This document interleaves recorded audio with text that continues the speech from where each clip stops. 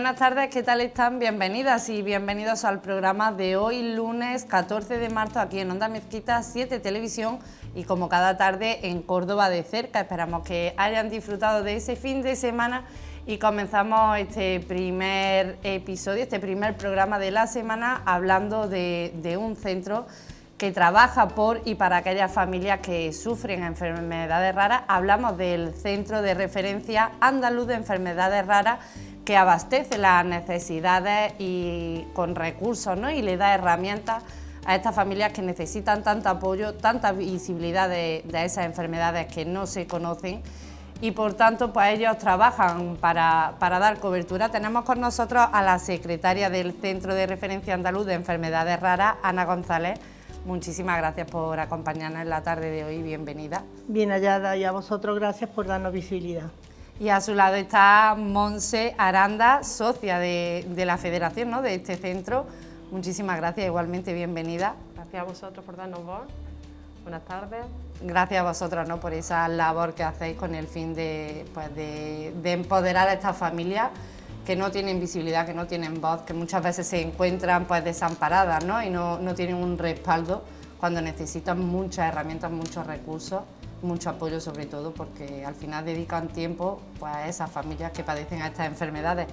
Y me gustaría hacer mención, pues desarrolláis un proyecto que tiene tres vertientes fundamentales para estas familias. Contadme. El proyecto consiste en darle una atención integral a las familias afectadas por enfermedades raras, enfermedades crónicas, degenerativas, enfermedades muy graves, enfermedades sin diagnóstico, que hay una media de unos 7 años aproximadamente de personas que están buscando un diagnóstico y no lo tienen. Hay más de 3,5 millones en España de afectados y afectadas, hay 600.000 en Andalucía, 54.699 aproximadamente en Córdoba, que es que somos muchos, que no somos pocos con enfermedades raras. Entonces, siempre está asociado a discapacidad. Hay estudios que dicen, como estudios de necesidades sociosanitarias de las enfermedades raras, que dice que hay un 70% de personas con enfermedades raras que tienen un certificado de discapacidad. O sea que la asociación enfermedad rara y discapacidad. Y en ese caso no está diagnosticada la enfermedad. No siempre. Pero lo que quiero decir es que está asociado a gravedad, a discapacidad, a enfermedades muy degenerativas. Entonces, por toda esta necesidad, este desconocimiento también de tener información sobre medicamentos, sobre investigación, la invisibilidad que sufrimos, tenemos una desigualdad de inicio. Entonces, para tener una igualdad de oportunidades, pues necesitamos mucho más apoyo, para tener esa equidad que necesitamos. Por todo esto... por poner un número más, sobre la mesa el 80% de los afectados de enfermedades raras son niños. Sí, porque sobre todo pueden afectar a edades ya avanzadas, pero sobre todo... Es que afecta a niños, pero no es porque no afecta a los mayores, es que porque los niños no llegan adultos. Los niños se quedan en el camino. Entonces no solo se destroza esa familia por la enfermedad de ese niño, sino por el desconocimiento, que el desgaste es tremendo, sino que además los invisibles son los hermanos de estos niños. Esos hermanos que nadie los ve. No que no los vean, no, sino que al final... No se ven. Y esos niños son fracaso escolar también. ¿Por qué? Porque esos niños, mientras los hermanos están en terapia, en urgencia, esos niños están en los pasillos de los hospitales haciendo los ejercicios y los deberes del colegio, o en el coche mientras hacen la terapia. Entonces, que nunca dejemos atrás a los hermanos, es la familia completa. Entonces, por eso el proyecto es acompañamiento y respiro para la familia. Porque sobre todo ofrece ese apoyo, ¿no? ¿De qué manera se le ofrece ese apoyo, ese servicio? Estamos dando 3 servicios, es un apoyo integral. Entonces, se da principalmente 3 servicios. Uno de los servicios es asistencia personal, para dar ese respiro al cuidador principal, que en un 89,2%, según estudios del INSERSO, sigue siendo cuidadora no profesional la mujer. Entonces, tenemos que tener en cuenta también la perspectiva de género y se da esta asistencia personal con una profesional especializada en enfermedades raras y apoya en actividades instrumentales de la vida diaria y actividades básicas de la vida diaria, como aseo, higiene, alimentación, necesidades básicas. Instrumentales, pues podemos ir hasta que se acompañe a la compra, que se apoye en una reclamación, que se lleve un vehículo, que lo necesita la persona. Claro. Se apoya en esto, entonces es una amplitud. Ese sería la vertiente de asistencia personal. ¿Verdad? Entra personal. También el aseo personal, claro. Porque aquí voy a reivindicar que una de las afectaciones que tenemos es que la ayuda a domicilio, aunque esté con todo el trabajo que conlleva que la Junta te dé la dependencia, luego llega a nuestro ayuntamiento, que también es el que se encarga de que esa ayuda a domicilio se realice. Pues tenemos familias que en este caso vamos a culpar a la pandemia, pero las enfermedades siguen. Esta familia, un caso concreto, te voy a poner uno, pero no es hablamos aislado. de consecuencias que claro. ya había, ¿no? Pero que con la pandemia se han potenciado más, ¿no? Han aumentado. No es un caso aislado, pero sí lo pongo como un ejemplo para que se entienda. Una persona dependiente, con una dependencia para el aseo personal, que no es una dependencia para salir a dar un paseíto, que también es necesario, pero estamos hablando del aseo personal, que es lo mínimo básico, que una persona puede tener. ¿Cómo se puede dejar abandonada desde finales de noviembre hasta finales de febrero, sin que nadie levante un teléfono, sin ir a esa casa, sin dar una explicación ni un motivo de por qué no se va? Se ponen reclamaciones por registro, 4 reclamaciones, no una, ni 2, ni 3, 4. Y no se ha obtenido respuesta. ¿De esto, Ana, quién se hace responsable? Nadie. La persona es la que se queda, pero que si alguien la lava, se lava, y si no, pues no se lava. Pero este trabajo, ¿sobre quién recaería? ¿Quién? Pues recaería sobre, en este caso, yo creo que lo lleva Asuntos Sociales del Ayuntamiento, creo. Vale, hablando de asuntos sociales, en este caso a la familia, otro servicio que se le da es el de asesoramiento, ¿verdad? Entonces, cuando, por ejemplo, en este caso contactan, me imagino, con el centro de referencia. No, el centro de referencia es el que contacta con la familia, porque ya le han mandado, claro, le ha dado la queja, y desde el centro de referencia le decimos cómo puede alzar su voz de alguna manera para ser escuchado. Por ejemplo, haciendo un registro de que ese servicio no se está prestando, y ese servicio está concedido por la Junta de Andalucía años atrás. Entonces, claro, esa familia va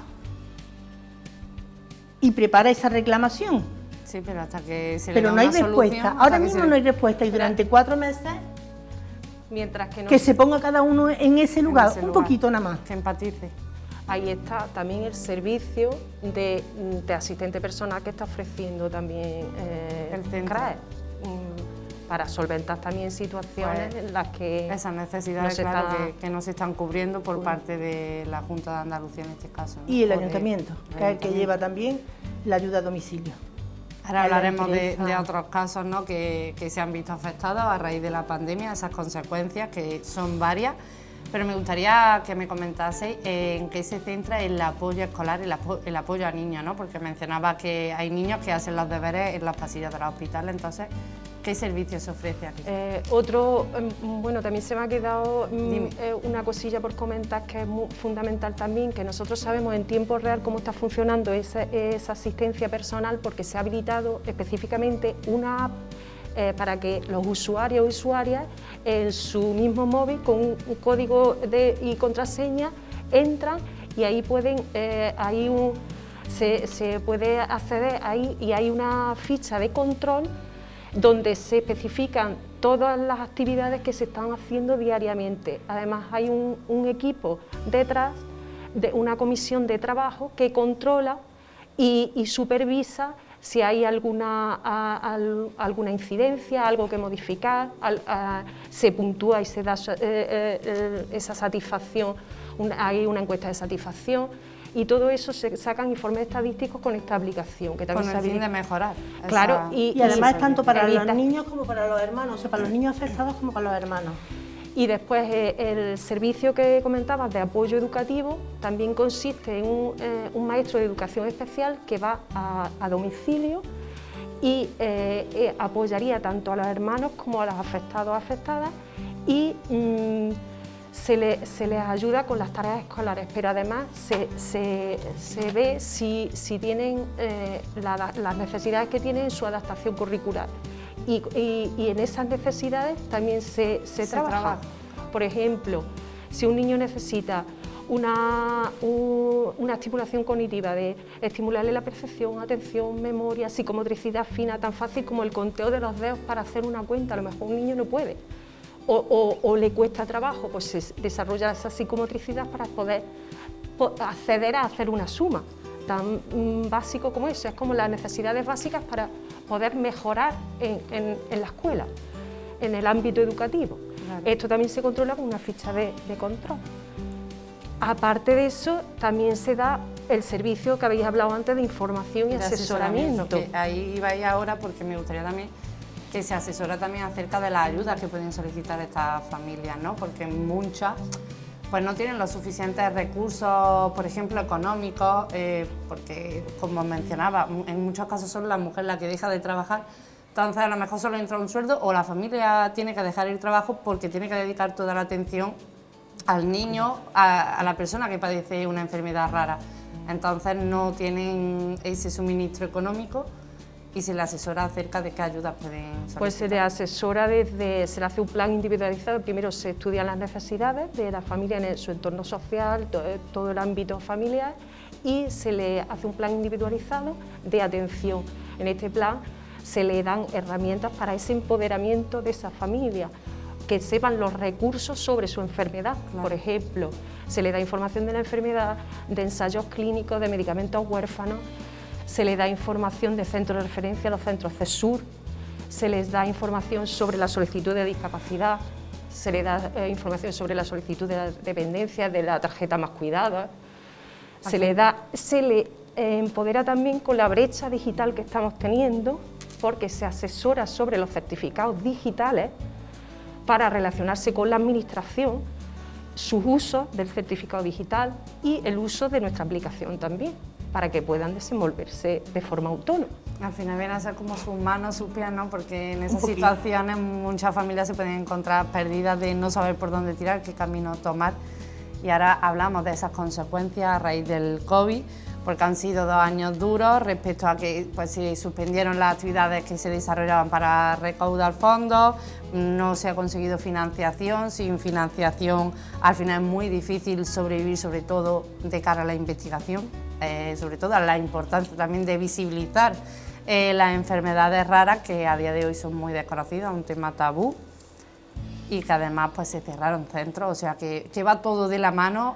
Va todo junto, va todo de la mano y además en cosas que cuando estamos bien no nos damos cuenta de que eso ocurre. Por ejemplo, bueno, voy a decir como parte de agradecimiento que el Ayuntamiento de Servicios Sociales es el que nos ha dado la subvención para este proyecto.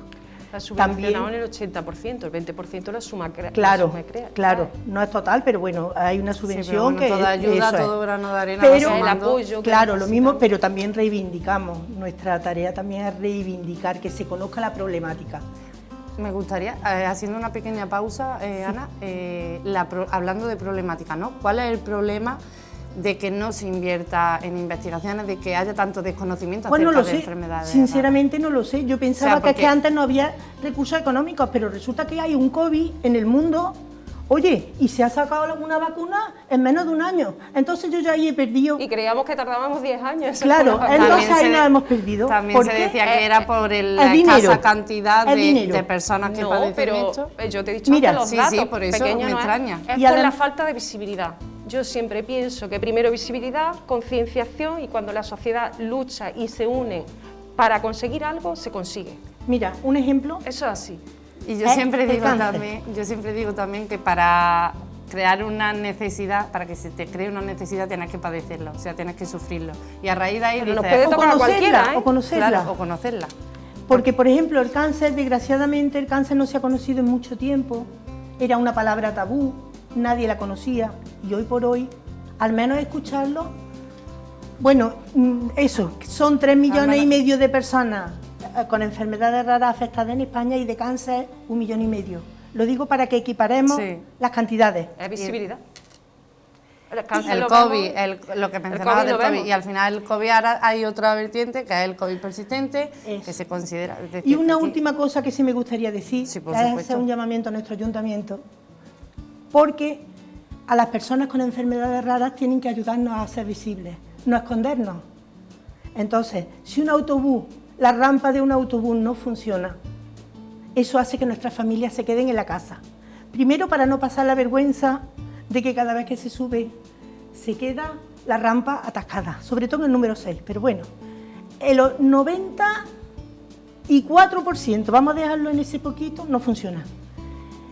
Y además cuenta con la ayuda de la sociedad, que muy amablemente quiere ayudar y en lo posible es coger la silla y levantarla, pero eso a la persona llega a su casa completamente contracturada, porque aunque sea una ayuda, para nosotros no violenta.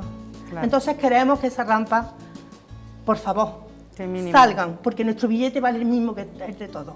Y si todo el mundo se sube, que podamos subirnos. Lo que no puede ser que una familia se quede encerrada pensando en lo mal que lo va a pasar por coger un autobús.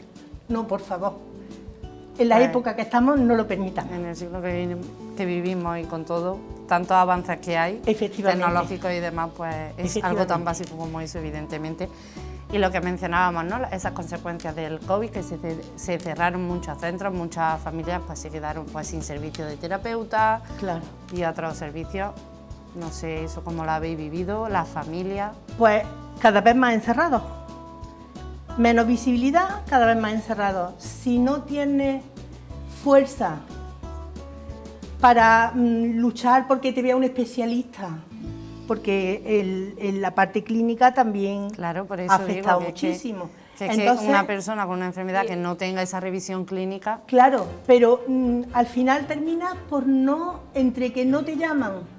Hay familias que están esperando una infiltración en la unidad del dolor más de 8 meses y todavía no les han llamado, teniendo la cita y todo, y todavía no les han llamado. Y estamos hablando para el dolor, personas encamadas.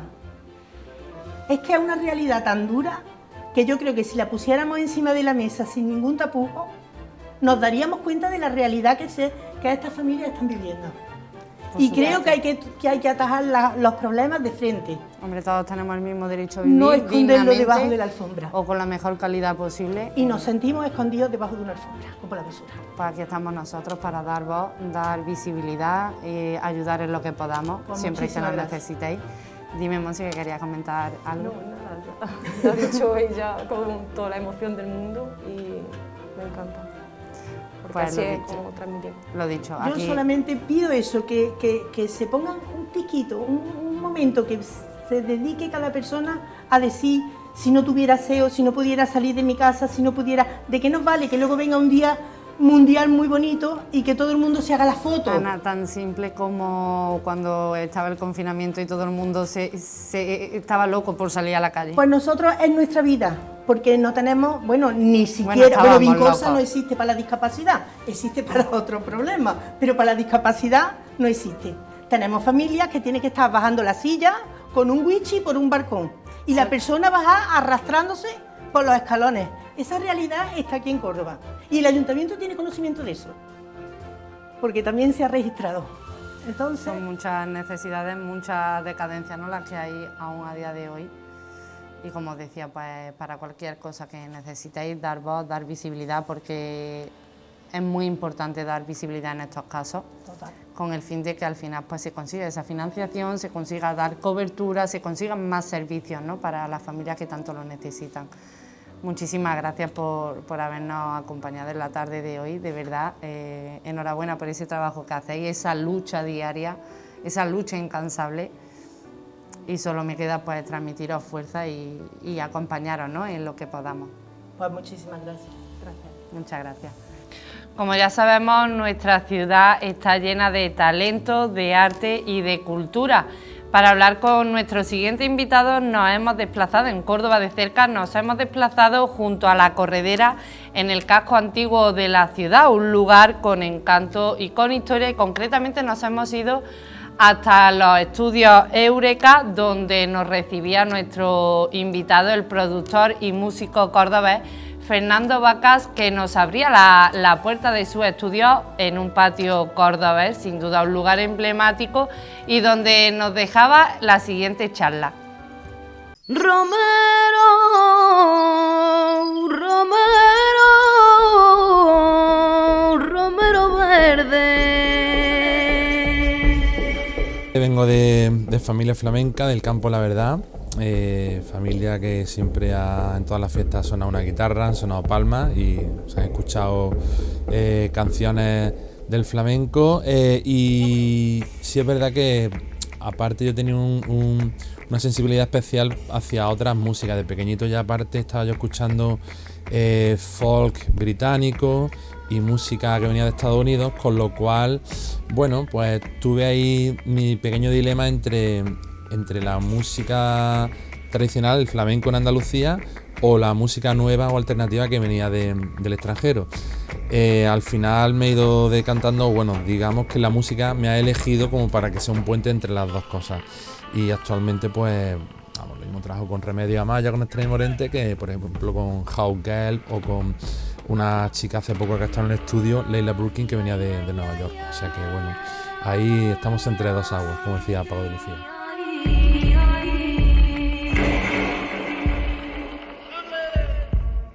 Y yo siempre digo que lo mío no es ciencia, es ciencia, música o flamenco, ficción, no fusión, ¿no? Cuando de pequeñito tienes esos dos mundos muy interiorizados, después no te sale una fusión, sino que te sale una cosa ya hecha, que desde lo orgánico funciona perfectamente, y no hace falta darle muchas vueltas o estrujarte la cabeza para que tenga sentido, sino que ya de hecho lo tiene. Otra cosa que me guste más o menos. Siempre me dicen que qué instrumento toco, y me resulta muy difícil contestar esa pregunta, porque compongo con piano, soy cantante, la guitarra para mí es muy, muy, muy importante, pero la voz yo creo que es el instrumento esencial de composición en mi caso. Pero cuando me preguntan qué instrumento tocas, yo siempre digo que la fibra sensible, porque al final de lo que se trata es de comunicar y expresar, y que a las personas le lleguen las cosas que tú le quieras contar y que les sirvan, por supuesto.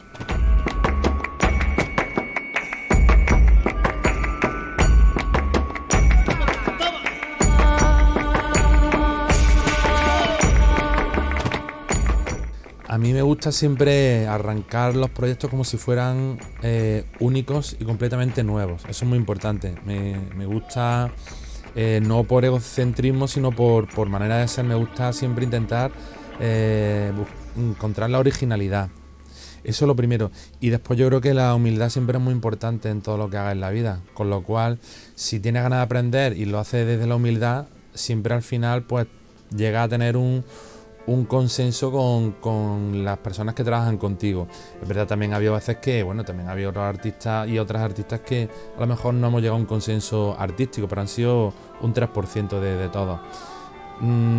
Yo te diría que yo creo que mi música tiene bastante alma femenina, y sobre todo he trabajado siempre con mujeres, también con hombres, con músicos, con artistas, pero sobre todo el lado femenino me ve más en mí un cómplice que otra cosa. Lo bonito que tiene, por ejemplo, el casco histórico de Córdoba, que tiene muchas tabernas, entonces te sirven vino y bien de comer, pero primero me inspira, por supuesto, Córdoba a mí me inspira muchísimo, es evocadora, pero al final lo que hace siempre lo mismo es comer y beber, pero en cada taberna se come y se bebe de diferente manera, y se come y se bebe de calidad, ¿no?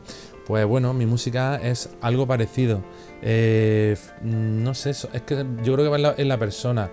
Hay personas que son como muy de seguir una rutina, y otras que siempre buscan nuevos hallazgos y buscan la aventura. Yo siempre me aventuro e intento encontrar todos los días algo nuevo que me haga ser un poquito más grande de lo pequeñitos que somos en el universo. Las músicas son siempre las mismas, entonces una banda sonora creo que puede ser exactamente lo mismo que componer una canción o producir un disco. o hacer una música para un anuncio de televisión. Entonces, llevándolo metafóricamente al lenguaje del cordobés, te diré que los cordobeses y cordobesas pues veranean siempre en Fuengirola y a lo mejor siempre ponen la sombrilla en el mismo sitio. Yo soy muy cordobés, me considero muy cordobés, pero bueno, me gusta irme un verano a Fuengirola, otro a Ibiza, otro a Trasierra y otro al País Vasco, a ver a mi hija, por ejemplo, a Bilbao, ¿no? Entonces, quiero decir con esto que la música en general es universal. Y bueno, es verdad que si te concentras y te enfocas en una sola línea de una carrera profesional, que es la musical, pues a lo mejor puede llegar más lejos, pero a mí no me interesa llegar tan lejos como sí llegar con más profundidad a las cosas. Y me interesa saber qué se siente o qué se piensa cuando se hace una banda sonora y cuando se hace una canción, que son dos cosas diferentes, pero al final es lo mismo, insisto, es comunicar. Y la música, el poder que tiene es eso, el que comunica y también pues te conmueve.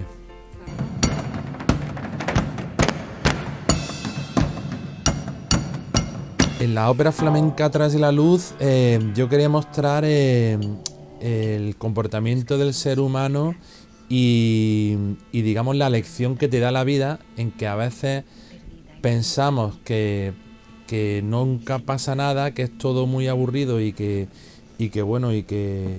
lo tenemos todo hecho, y un día de pronto te puede sorprender la muerte o algo realmente serio y dejarte completamente en shock, ¿no?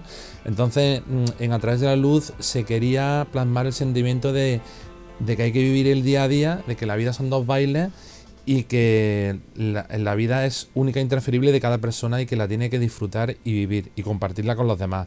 Entonces, pues ese era el mensaje, ese fue el mensaje, y trasladado a lo que es el espectáculo, pues al final es un espectáculo que se nutre del flamenco, de la vanguardia, del cante, del baile, de la música electrónica, para expresar eso, que la vida son dos bailes y que hay que vivirla. Justamente antes de la pandemia tenemos preparada una gira europea con el espectáculo A través de la luz, una ópera flamenca, y bueno, se vio truncado por las condiciones que todos supimos hace más de un año y medio ya, y bueno, ahí se quedó aparcado. Hicimos en Córdoba la Noche Blanca del Flamenco el año pasado en el Cine La Fonseca, que tuvo bastante éxito, y bueno, estamos esperando a que pase otro tren para poder irnos por ahí a presentarlo, que yo creo que bueno, que al principio parecía un poco como sui generis el espectáculo, pero ahora ya está visto que el flamenco, la música electrónica o la música de vanguardia no está reñida, sino que pueden hacer buenas migas, ¿no? Con lo cual, bueno, pues abiertos estamos a seguir con la presentación de esa ópera. Estudios Eureka nació de la idea de un colectivo de artistas de Córdoba, que también creamos lo que fue un sello discográfico y una productora y publisher que se llama Editora en inglés.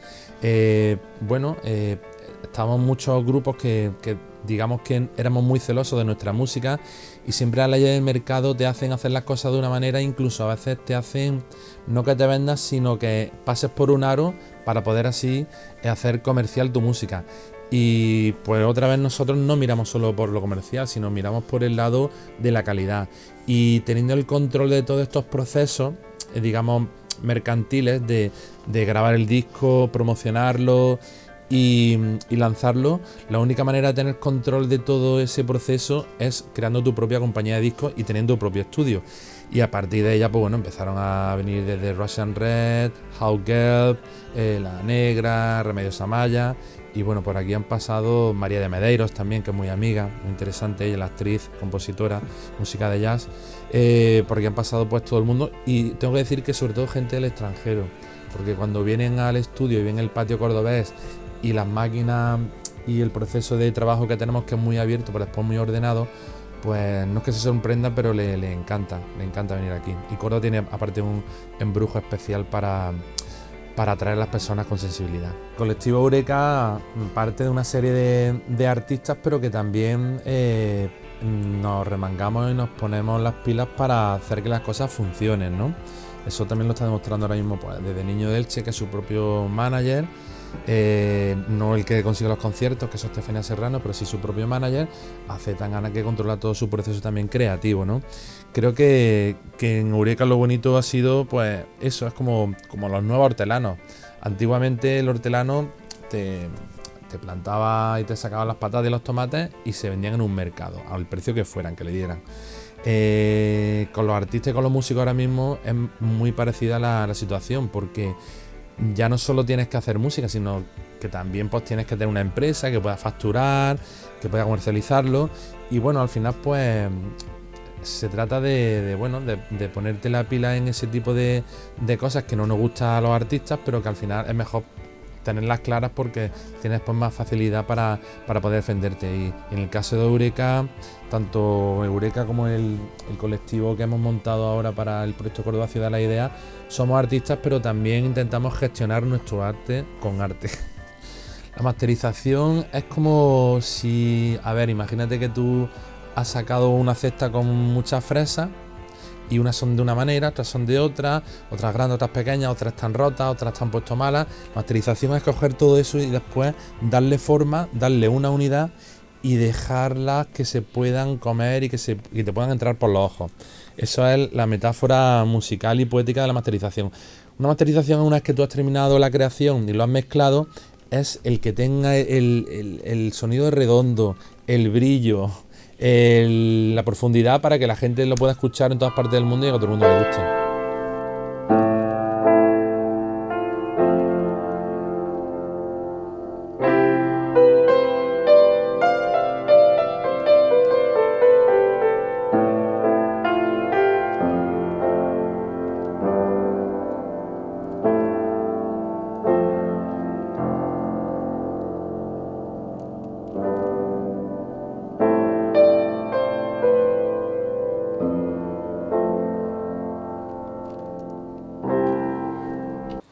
Pues ahí teníamos esa charla que nos dedicó, además de su tiempo, Fernando Vacas, en ese ambiente de trabajo inigualable.